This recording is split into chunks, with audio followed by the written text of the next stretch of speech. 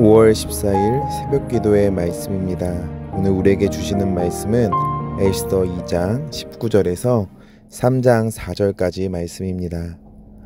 처녀들을 다시 모을 때에는 모르드게가 대궐문에 앉았더라. 에스더는 모르드게가 명령한 대로 그 종족과 민족을 말하지 아니하니 그가 모르드게의 명령을 양육받을 때와 같이 따름이더라.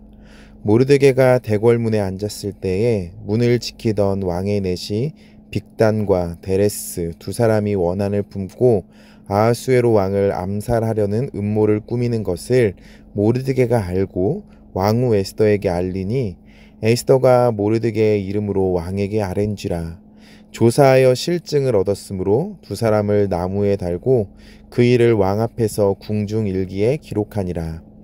그 후에 아하수에로 왕이 아각 사람 함무다다의 아들 하만의 지위를 높이 올려 함께 있는 모든 대신 위에 두니 대궐문에 있는 왕의 모든 신하들이 다 왕의 명령대로 하만에게 꿇어 절하되 모르드게는 꿇지도 아니하고 절하지도 아니하니 대궐문에 있는 왕의 신하들이 모르드게에게 이르되 너는 어찌하여 왕의 명령을 거역하느냐 하고 날마다 권하되 모르드게가 듣지 아니하고 자기는 유다인임을 알렸더니 그들이 모르드게의 일이 어찌 되나 보고자 하여 하만에게 전하였더라. 아멘. 에스더 말씀 세 번째 시간입니다. 에스더는 왕후가 되었고 모르드게도 궁중의 신하의 자리에 오른 것으로 보입니다. 21절 모르드게가 대궐문에 앉았다는 표현이 있는데 이것이 왕의 신하가 되었다는 표현입니다. 그런 모르드게가 매우 우연히 왕의 암살을 음모하는 계획을 듣게 됩니다. 그래서 왕후 에스더를 통해서 왕에게 알리게 되고요. 그 사실을 확인하여 음모를 꾸몄던 자들이 나무에 달려 죽게 되었습니다. 이 사건이 23절을 보면 궁중일기, 공적인 기록에 남겨지게 되었다라고 말합니다. 우리가 에스더서에서 가장 잘 알고 있는 사건, 핵심 스토리, 이스라엘이 아각 사람 하만에 의해서 완전히 멸망할 뻔하다가 반전으로 결국 이스라엘을 멸하려던 자들이 거꾸로 멸망하게 되는 스토리예요. 이 왕의 암살 사건을 발견하고 이야기해서 바로 잡았던 이것이 복선이 됩니다. 이 일이 없었다면 반전은 없었습니다. 우리가 책을 읽거나 영화를 볼 때 대놓고 이게 복선이구나 라고 눈치챌 수 있는 것이 있고요.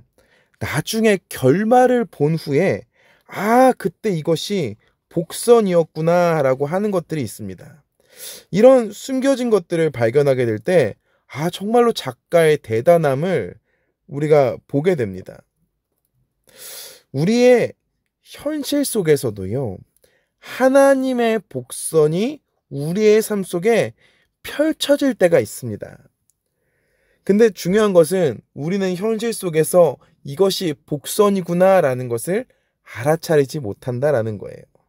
그런데 이것이 나중에 실제가 되어서 나타난 뒤에 하나님이 그때 그래서 나에게 이렇게 일하셨구나 라는 것을 깨닫게 되었을 때 우리는 하나님을 찬양하게 되죠. 하나님은요, 세상의 어떤 작가들보다 뛰어나십니다. 하나님은 치밀하게 모든 상황을 사용하십니다. 그리고 우리 인생에 일하십니다. 그것을 우리가 잘 깨닫지 못하는 것이 우리에게 문제인데요.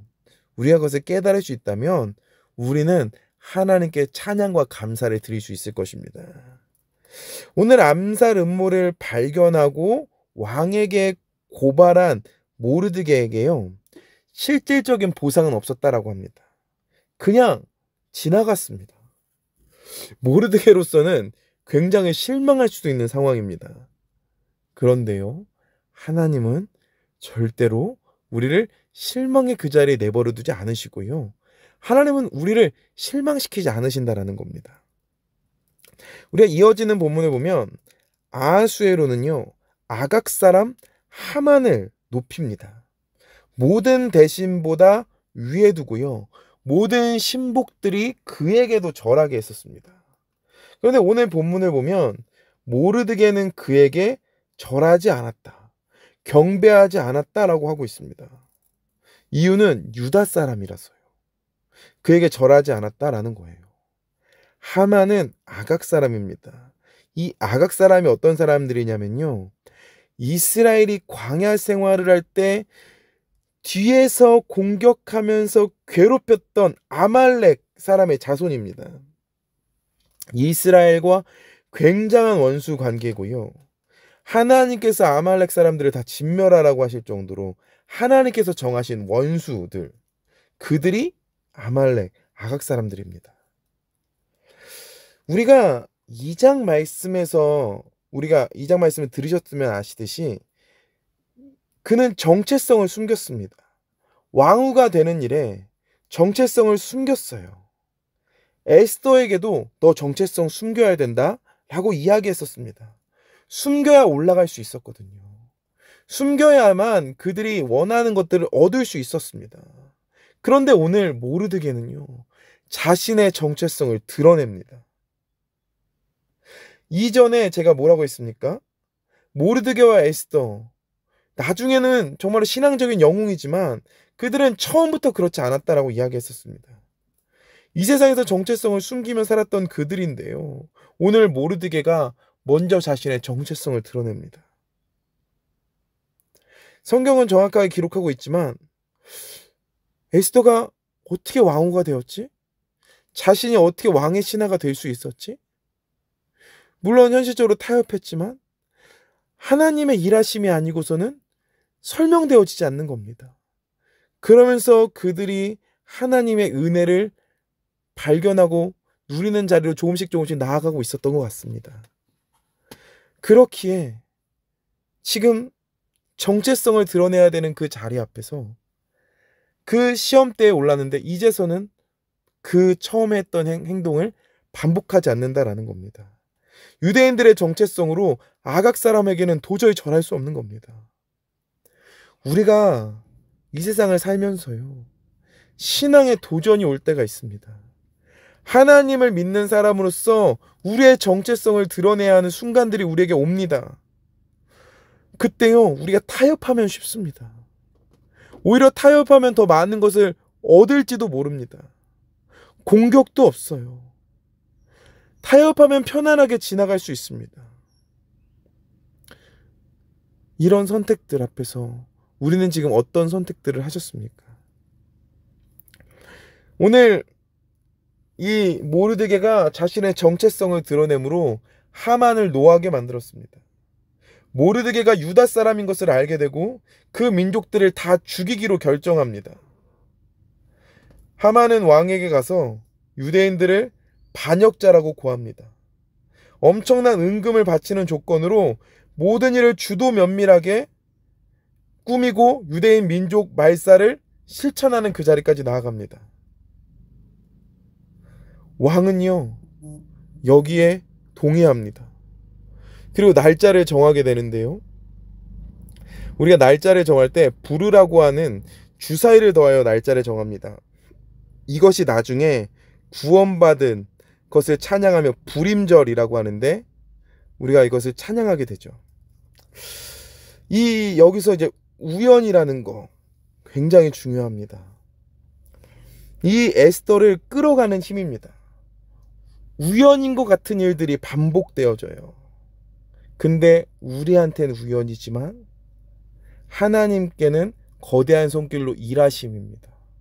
우리가 나중에 이것이 우연이었구나, 이것이 복선이었구나 라는 것을 발견할 때 우리는 감사하듯이요, 오늘 이 조서를 내린 후에요, 이 3장 마지막을 보면요, 왕은 하만이 꾸며 일하는 것과 무관하게 마시고 즐겼노라라고 말합니다. 하나님을 대적하는 자들은 술 마시며 즐거워하는 겁니다. 유대인들에게는 지금 고난이 닥쳤는데요, 하나님의 백성은 고통스러워하는데 대적하는 자들은 술 먹고 즐기고 있습니다. 우리가 이런 상황을 직면할 수 있습니다. 하나님 뭐하고 계십니까?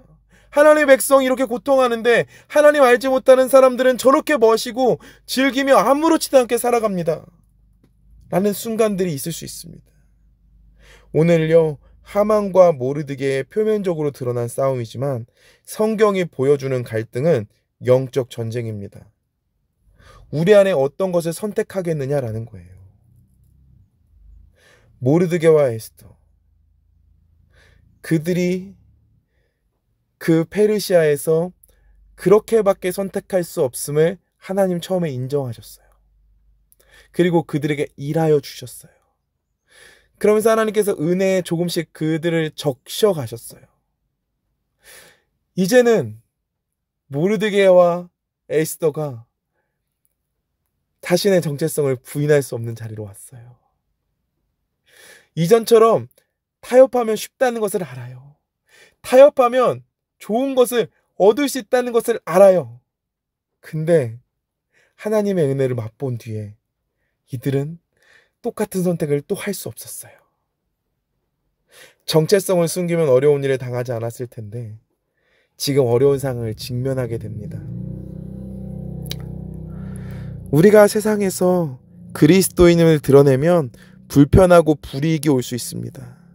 나의 성격이나 잘잘못과 무관하게 미움을 살 수도 있습니다. 그러나 기억하십시오. 하만이요, 악한 음모로 그 유대인들을 뿌리 뽑고자 했지만 하나님은 에스더를 준비시켜 두셨고요, 이미 나중에 쓰임받을 복선을 깔아두셨습니다. 놀랍게 일하시는 거예요. 우리는 세상이 우리를 공격하는 것만 보일 수 있지만 하나님이 만들어준 복선이 있음을 우리는 믿어야 합니다. 하나님이 뒤에서 일하고 계시다. 하나님은 신실하시다. 하나님은 우리를 절대로 그 자리에 두지 않으신다. 이것을 우리가 기억해야 합니다.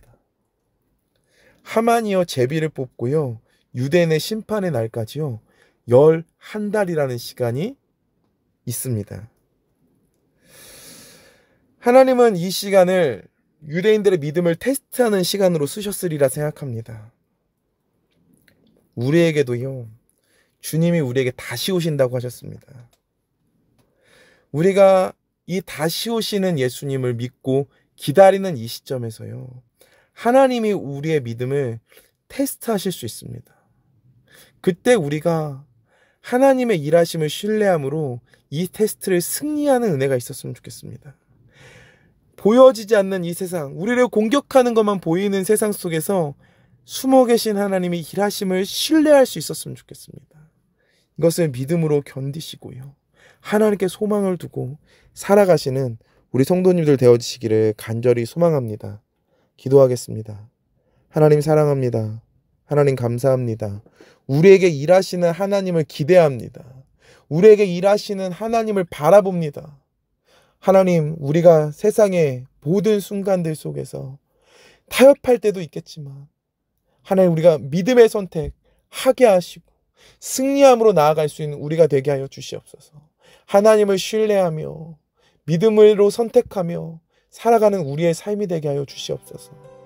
오늘도 함께 하실 주님을 찬양합니다. 오늘도 주님 안에서 승리하는 하루가 되게 하실 줄 믿사오며 감사드리며 예수님의 이름으로 기도합니다. 아멘.